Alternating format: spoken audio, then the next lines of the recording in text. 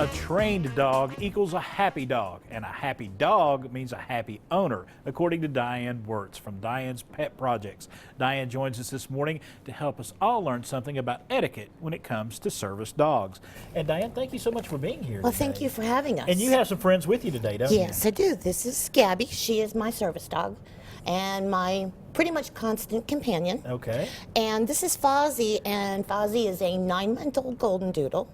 He came to me last summer as a 10-week-old puppy. His mom is an older woman with a walker, and a walker and a 10-month-old puppy, not a good mix.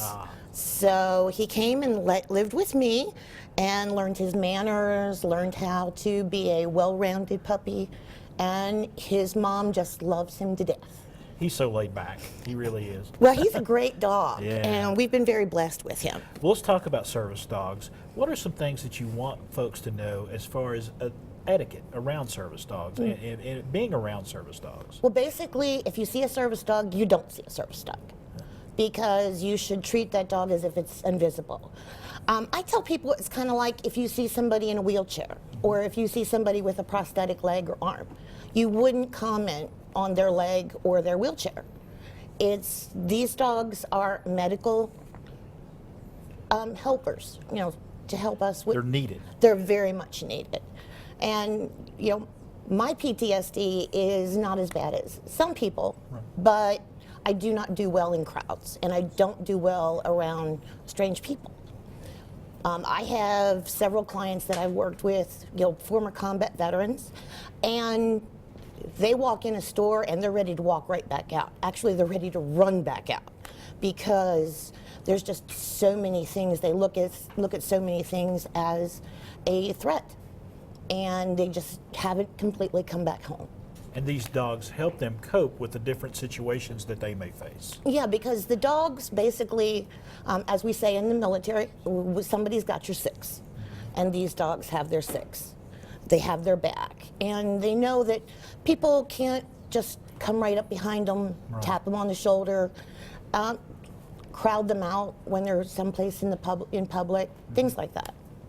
And beyond that, if someone with a service dog allows you or tells you to pet their dog, it is entirely up to them. It certainly is. And, you know, I mean, I have had people, they acted like I was being rude when I didn't talk to them as I was trying to go about my business in Walmart, Target, Food City, places like that.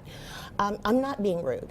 I just really don't want to talk to people, and I don't want people to talk to Gabby. Right. I just want to be able to go about my business just like anybody else would want to go about their business in the store without being accosted by civilians. And it's some very specialized training. We get back to the training, but it's very specialized individual training for each dog and each owner. Yeah, when it comes to psychiatric training, each person has their own specific needs.